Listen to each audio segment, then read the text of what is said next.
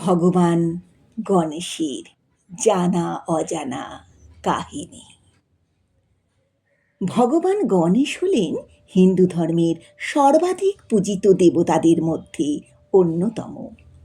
হিন্দু ধর্ম অনুসারে দেবাদিদেব মহাদেব এবং ভগবান শ্রী বিষ্ণুর আশীর্বাদে গণেশ ঠাকুর হলেন অগ্রপূজ্য।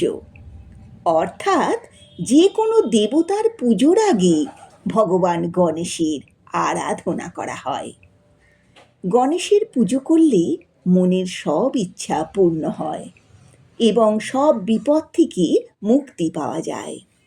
ভগবান গণেশ হলেন বিঘ্ন নাশকারী, শিল্প, ব্যবসা ও বিজ্ঞানের পৃষ্ঠপোষক, বুদ্ধি ও জ্ঞানের দেবতা।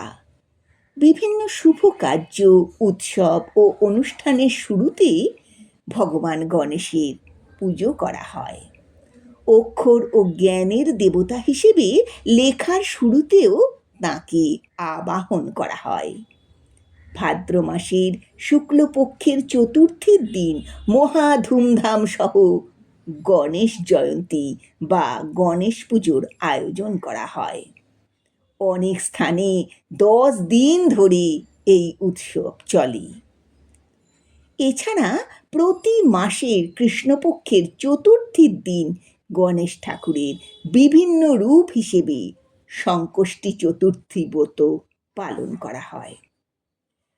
বিভিন্ন ধর্মগ্রন্থে ভগবান গণেশের জন্ম বৃত্তান্ত, লীলা কথা, নাম সংক্রান্ত একাধিক পৌরাণিক কাহিনী লিপিবদ্ধ আছে।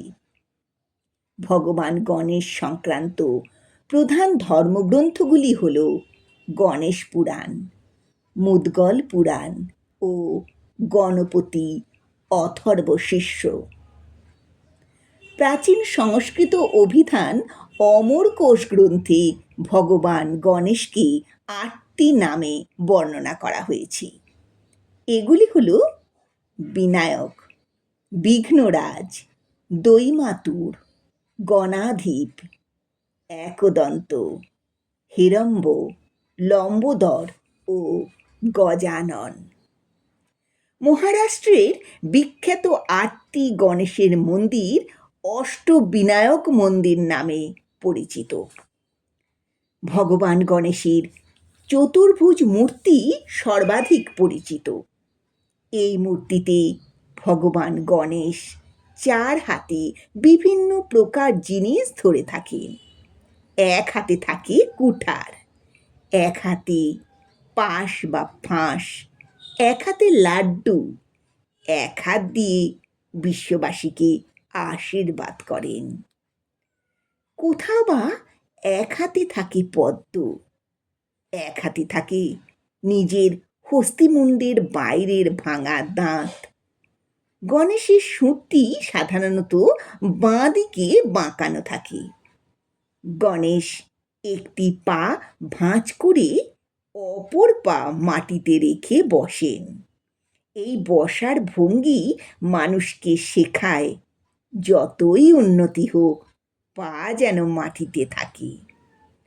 গণেশ ঠাকুরের ছোট ছোট চোখ দৃঢ় মনঃসংযোগের প্রতীক।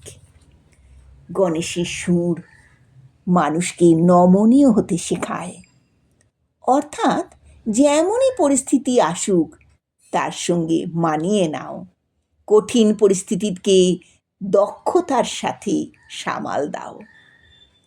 গণেশের বড় মাথার অর্থ বড় চিন্তা করো, সংকীর্ণতার ঊর্ধ্বে উঠে ভাবো। গণেশের বড় কান হল শোনার অভ্যাসের প্রতীক, যার অর্থ মন দিয়ে শোনো, তারপর যা কিছু অপ্রয়োজনীয় সেগুলি জীবন থেকে বাদ দিয়ে দাও। গণেশের বড় ভুঁড়ি জীবনকে উপভোগ করতে শেখায়। ভগবান গণেশের জন্মকাহিনী বিভিন্ন ধর্মগ্রন্থে বিভিন্নভাবে বর্ণিত হয়েছে। শিব পুরাণ অনুসারে দেবী পার্বতী একদিন নন্দীকে দাড়ি নিযুক্ত করে স্নান করতে যান। এমন সময় শিব সেখানে উপস্থিত হয়ে নন্দীকে তিরস্কার করে পার্বতীর স্নানাগারে প্রবেশ করেন। এতে পার্বতী খুবই রেগে যান। এরপর তিনি জল থেকে পাক তুলে, আবার স্কন্দপুরাণের ব্রহ্মখণ্ডে আছে, নিজের গাত্রমল থেকে একটি সুন্দর পুত্রের মূর্তি তৈরি করে তাতে প্রাণ প্রতিষ্ঠা করেন। একদিন তার কুমারকে দরজায় পাহারায় বসিয়ে দেবী পার্বতী স্নান করতে গেলে শিব আবার সেখানে উপস্থিত হন। কুমার শিবকে ঢুকতে বাধা দেন। শিব এবং কুমারের মধ্যে তুমুল যুদ্ধ হয়। যুদ্ধে শিব শূলের দ্বারা কুমারের মস্তক ছিন্ন করেন। পার্বতী এই দেখে খুবই রেগে যান এবং বিশ্ব সৃষ্টি বিনষ্ট করতে উদ্যত হলে নারদ ও দেবগণ তাঁকে শান্ত করেন। পার্বতী পুত্রের পুনর্জীবন দাবি করেন, কিন্তু কুমারের মুণ্ডটি আর খুঁজে পাওয়া যায় না। শিব তখন তার অনুচরদের উত্তর দিকে পাঠান এবং যাকে প্রথম দেখতে পাবেন তার মাথা কেটে নিয়ে আসতে বলেন। অনুচরেরা একটি হাতির মাথা কেটে নিয়ে এলে দেবগণ সেই হাতির মাথার সাহায্যেই কুমারকে জীবিত করেন। তার নাম হয় গণেশ। শিব তাকে পুত্ররূপে স্বীকার করেন। ভগবান শিব এবং ভগবান শ্রী বিষ্ণু আশীর্বাদ করেন, যে কোনো দেবতার পুজোর আগে গণেশের পুজো হবে। স্কন্দপুরাণের অর্বুদ খণ্ডে আছে, পার্বতী গায়ের ময়লা দিয়ে এক মুণ্ডহীন পুতুল তৈরি করার পরে স্কন্দ বা কার্তিককে মাথা তৈরির জন্যে মাটি আনতে বলেছিলেন। স্কন্দ মাটি না পেয়ে একটি হাতির মাথা কেটে আনে। পার্বতীর অনিচ্ছা সত্ত্বেও এই মাথা পুতুলের সাথে জুড়ে যায়। শিবের বরে ইনি মহাবিনায়ক নামে পরিচিত হন। স্কন্দপুরাণের গণেশ খণ্ডে লিখিত আছে, সিন্দুর নামে এক দৈত্য পার্বতীর গর্ভে প্রবেশ করে গণেশের মস্তক ছিন্ন করেছিলেন। মুণ্ডহীন অবস্থায় জন্মাবার পর দেবর্ষি নারদ এর কারণ জিজ্ঞাসা করলে গণেশ তাকে ঘটনাটি জানান। নারদ তাকে এর বিহিত করতে বললে গণেশ নিজের তেজে গজাসুরের মস্তক ছিন্ন করে নিজের দেহে যুক্ত করেছিলেন। বৃহদ্ধর্ম পুরাণ মতে পার্বতী পুত্রলাভে ইচ্ছা প্রকাশ করলে শিব অনিচ্ছা করেন এবং পার্বতীকে নিজের বস্ত্র টেনে সেটিকেই পুত্রজ্ঞানে চুম্বন করতে বলেন। পার্বতী সেই বস্ত্রকে পুত্রের আকার দিয়ে চুম্বন করতেই সেটি জীবিত হয়ে ওঠে। শিব তখন পুত্রকে কোলে নিয়ে বলেন, এই পুত্র স্বল্পায়ু। সাথে সাথেই পুত্রের মস্তক ছিন্ন হয়। এমন সময় দৈববাণী হয়, উত্তর দিকে মাথা করে শুয়ে আছি এমন কারোর মাথা এনে জুড়ে দিলেই এই পুত্র বেঁচে উঠবে। এরপর শিবের আদেশে নন্দী মাথার সন্ধানে বেরিয়ে ইন্দ্রের বাহন ঐরাবতকে শুয়ে থাকতে দেখে তার মাথা কেটে নিয়ে আসেন। শিবপুত্রকে জীবিত করেন। আবার শিবের বরে ঐরাবত মস্তক প্রাপ্ত হয়। ব্রহ্মবৈবর্ত পুরাণ অনুসারে শঙ্খ চক্র গদা পদ্মধারী শ্রীকৃষ্ণকে দেখে পার্বতী অনুরূপ এক পুত্রের কামনা করলে ভগবান শ্রীকৃষ্ণ তাকে ইচ্ছা পূরণের বর দিয়েছিলেন। একদিন শিব পার্বতী যখন একসঙ্গে ছিলেন সেই সময় কৃষ্ণ ব্রাহ্মণের বেশে ভিক্ষা চাইতে আসেন। পার্বতী ভিক্ষা দিতে গেলে ব্রাহ্মণ অদৃশ্য হয়ে যায়। ভগবান শ্রীকৃষ্ণ শিশুরূপে পালঙ্কে আবির্ভূত হন। যখন সবাই শিশুকে নিয়ে খুবই আনন্দ করছিলেন, সেই সময় শনিদেব সেখানে আসেন। দেবী পার্বতী শনিদেবকে শিশুটিকে দেখার জন্যে জোর করেন। শনিদেব পার্বতীকে তার কুদৃষ্টির কথা জানান। তা সত্ত্বেও পার্বতী পীড়াপিড়ি করলে শনিদেব কুমারকে দেখা মাত্রই তার মস্তক ছিন্ন হয় এবং বৈকুণ্ঠে কৃষ্ণের সাথে গিয়ে মিশে যায়। ভগবান শ্রী বিষ্ণু তখন গরুড়ের পিঠে চড়ে পুষ্পভদ্রা নদীর তীরে এসে উত্তর দিকে শুয়ে থাকা এক হস্তির মাথা ছিন্ন করেন। হস্তিরা কাঁদতে শুরু করলে শ্রী বিষ্ণু সেই মাথা থেকে দুটি মাথা তৈরি করেন। একটি মাথা হস্তির কন্ধে এবং অপরটি গণেশের স্কন্দের সঙ্গে জুড়ে যায়। দুজনেই জীবিত হয়ে ওঠেন। পদ্মপুরাণ অনুসারে একবার শিব ও পার্বতী ঐরাবতীর বেশে বনে ভ্রমণ করছিলেন। সেখানে তাদের থেকে গজমুণ্ড গণেশের জন্ম হয়েছিল। ব্রহ্ম বৈবর্ত পুরাণে উল্লিখিত আছে, একবার দুই শিব ভক্ত মালি ও সুমালি সূর্যকে ত্রিশূল দিয়ে আঘাত করলে সূর্যদেব অচৈতন্য হয়ে পড়েন। বিশ্ব অন্ধকার হয়ে যায়। তখন সূর্যদেবের পিতা কশ্যপ শিবকে অভিশাপ দিয়েছিলেন যে তার পুত্রের মাথাও খসে যাবে। এই জন্য গণেশ মুণ্ডহীন হন। পরে ঐরাবতের মাথা এনে তাঁর মস্তকে জুড়ে তাকে জীবিত করা হয়। লিঙ্গ পুরাণ অনুসারে দেবগণ অসুরদের থেকে রক্ষা পেতে দেবাদিদেব মহাদেবের শরণাপন্ন হয়েছিলেন। মহাদেব তখন নিজ দেহ থেকে গণেশের জন্ম দিয়েছিলেন। দেবী পুরাণ অনুসারে শিবের রাজসিক ভাব দেখা দিলে তার দুই হাত ঘামতে শুরু করেছিল। সেই ঘাম থেকে গজাননের জন্ম হয়েছিল। ব্রহ্ম বৈবর্ত পুরাণ অনুসারে একবার জাহ্নবী নদীর তীরে বসে গণেশ ধ্যান করছিলেন। সেই সময় তুলসী দেবী সেখান দিয়ে যাচ্ছিলেন। গণেশকে দেখে তুলসী দেবীর ভালো লেগে যায়। তিনি গণেশের ধ্যান ভাঙাবার জন্যে তর্জনী দিয়ে আঘাত করেন। নদীর জল গণেশের মাথায় ঢেলে দেন। গণেশের ধ্যান ভঙ্গ হয়। তিনি তুলসী দেবীকে তিরস্কার করেন। নিজের পরিচয় দিয়ে বলেন তিনি সারা জীবন ব্রহ্মচারী, ধ্যানী এবং জিতেন্দ্রীয় হয়ে কাটাতে চান। তুলসী সে কথায় কর্ণপাত না করে গণেশকে প্রেম নিবেদন করেছিলেন।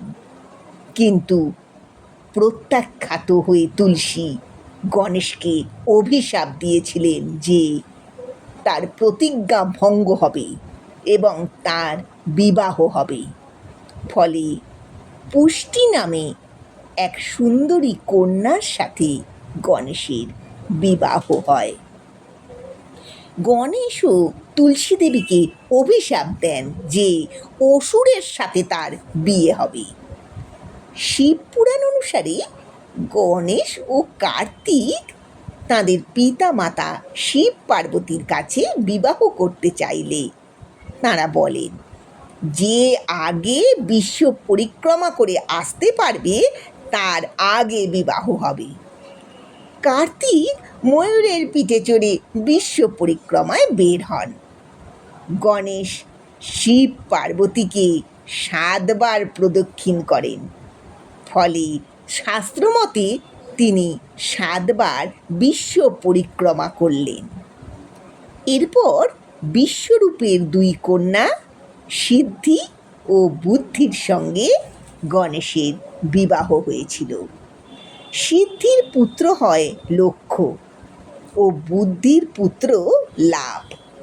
আবার কথিত আছে ভগবান গণেশ নিজে বিয়ে করবেন না বলে ঠিক করেছিলেন, আবার অন্যান্য দেবতাদের বিয়েতেও বাধা সৃষ্টি করতেন। তখন সব দেবতারা ব্রহ্মার কাছে গেলে ব্রহ্মা ঋদ্ধি ও সিদ্ধি নামে যোগ বলে দুই মানুষ কন্যা সৃষ্টি করে গণেশের কাছে শিক্ষা নেওয়ার জন্য পাঠান। সেই সময় কোনো দেবতার বিয়ের সংবাদ এলেই দুই কন্যা গণেশকে অন্যমনস্ক করে দিত, যাতে বিয়েতে বাধা সৃষ্টি না হয়। একদিন গণেশ জানতে পেরে রেগে গিয়ে ঋদ্ধি ও সিদ্ধিকে অভিশাপ দিতে গেলেন। তখন ব্রহ্মা সেখানে উপস্থিত হয়ে গণেশকে বিবাহের প্রস্তাব দেন। মহা ধুমধামের সাথে গণেশের সাথে ঋদ্ধি ও সিদ্ধির বিয়ে হয়। তাদের দুই পুত্রের নাম শুভ ও লাভ। গণেশের ভাঙা দাঁতের ব্যাপারেও বিভিন্ন কাহিনী প্রচলিত আছে। পরশুরাম কাণ্ডে আছে, পরশুরাম দেবাদিদেব মহাদেবের কাছ থেকে বর হিসেবে দেব কুঠার অর্জন করেছিলেন। একবার পরশুরাম দেবাদিদেব সাথে দেখা করতে কৈলাসে গেলে তাকে পাহারা দেওয়া গণেশ পরশুরামকে ভেতরে যেতে বাধা দেন। দুজনের তুমুল যুদ্ধ হয়। পরশুরামের ছোঁড়া সব অস্ত্রই বিফল হয়। শেষে পরশুরাম শিব প্রদত্ত কুঠার নিক্ষেপ করেন। অন্তর্যামী গণেশ ঠাকুর বুঝতে পারেন কুঠারটি তাঁর পিতার দেওয়া, তাই মর্যাদা রাখতে তিনি চুপচাপ অস্ত্রটি নিজের শরীরে গ্রহণ করেন। ফলস্বরূপ তাঁর দাঁতের একটি অংশ ভেঙে যায়। আবার মহাভারতে আছে, ব্যাসদেবের তপস্যায় তুষ্ট হয়ে গণেশ মহাভারত লিখতে রাজি হন, কিন্তু শর্ত দেন একবার শুরু করলে তিনি থামবেন না। ব্যাসদেবও শর্ত দিয়েছিলেন, শ্লোকের অর্থ না বুঝে শ্লোকটি লেখা যাবে না। লেখার মাঝখানে গণেশের পালকের কলমটি ভেঙে যায়। তখন লেখার ছন্দপতন হবে ভেবে কলমের জন্যে অপেক্ষা না করে নিজের দাঁতের একটি অংশ ভেঙে সেটিকেই কলমের মতো ব্যবহার করেছিলেন। আবার অন্যান্য মতে কৈলাসে শিবের সঙ্গে দেখা করতে যাওয়ার সময় মন্দিরের দরজায় ধাক্কা লেগে তাঁর একটি দাঁত ভেঙে যায়। আবার কথিত আছে কার্তিকের সাথে খেলা করার সময় তার দাঁত ভেঙে গিয়েছিল। গণেশ পুরাণে বলা আছে, গণেশের 4 অবতার 4 যুগে অবতীর্ণ হবেন। এরা হলেন মহোৎকট বিনায়ক, ইনি দশভুজ ও রক্তবর্ণ, এর বাহন হাতি না হয় সিংহ। সত্যযুগে আবির্ভূত হয়েছিলেন। এই অবতারে তিনি নরান্তক, দেবান্তক ও ধূম্রাক্ষ নামে অসুর ও দৈত্যকে বধ করেছিলেন। ময়ূরেশ্বর, ইনি ষড়ভুজ ও শ্বেতবর্ণ, বাহন ময়ূর। ত্রেতা যুগে শিব পার্বতীর পুত্ররূপে আবির্ভূত হয়েছিলেন। এই অবতারে সিন্ধু নামে এক দৈত্যকে বধ করেছিলেন। গজানন, ইনি চতুর্ভুজ ও রক্তবর্ণ, বাহন ইঁদুর। দাপর যুগে শিব পার্বতীর পুত্ররূপে আবির্ভূত হয়েছিলেন। সিন্দুর নামে এক দৈত্যকে বধ করেছিলেন। ধূম্রকেতু, দ্বিভুজ অথবা চতুর্ভুজ ও ধূম্রবর্ণ, বাহন নীল ঘোড়া। ইনি কলিযুগের শেষে অবতীর্ণ হবেন এবং অনেক দৈত্য বধ করবেন। মদগুল পুরাণে গণেশের 8 জন অবতারের কথা বলা আছে। এরা হলেন বক্রতুণ্ড, ব্রহ্মের অংশ। এই অবতারে মাৎসর্যাসুর বধ করেছিলেন। একদন্ত পরম ব্রহ্মের প্রতীক এই অবতারে মদাসুর বধ করেছিলেন। মহোদর ব্রহ্মের প্রজ্ঞার প্রতীক মহাসুর বধ করেছিলেন। গজানন এই অবতারের উদ্দেশ্য ছিল লোভাসুর বধ। লম্বোদর ব্রহ্মের শক্তির প্রতীক, উদ্দেশ্য ছিল ক্রোধাসুর বধ। বিকট সূর্যের প্রতীক, এই অবতারের উদ্দেশ্য ছিল কামাসুর বধ। বিঘ্নরাজ বিষ্ণুর প্রতীক, এই অবতারে মমাসুর বধ করেছিলেন। ধূম্রবর্ণ শিবের প্রতীক, এই অবতারে অভিমানাসুর বধ করেছিলেন। আবার হিন্দু পৌরাণিক কাহিনী অনুসারে গণেশের ৩২টি রূপের বর্ণনা করা হয়েছে। বালা গণপতি, তরুণ গণপতি, ভক্তি গণপতি, বীর গণপতি, শক্তি গণপতি, দ্বিজ গণপতি, সিদ্ধি গণপতি, উচ্ছিষ্ট গণপতি, বিঘ্ন গণপতি, ক্ষিপ্রা গণপতি, হেরাম্বা গণপতি, লক্ষ্মী গণপতি, মহাগণপতি, বিজয়া গণপতি, নৃত্য গণপতি, ঊর্ধ্ব গণপতি, একাক্ষর গণপতি, বরদা গণপতি, ত্র্যাক্ষরা গণপতি, ক্ষিপ্রপ্রসাদ গণপতি, হরিদ্র গণপতি, একদন্ত গণপতি, সৃষ্টি গণপতি, উদ্দণ্ড গণপতি, বীণামোচন গণপতি, ধুন্দি গণপতি, দ্বিমুখ গণপতি, ত্রিমুখ গণপতি, সিনহা গণপতি, যোগ গণপতি, সংকটহার গণপতি,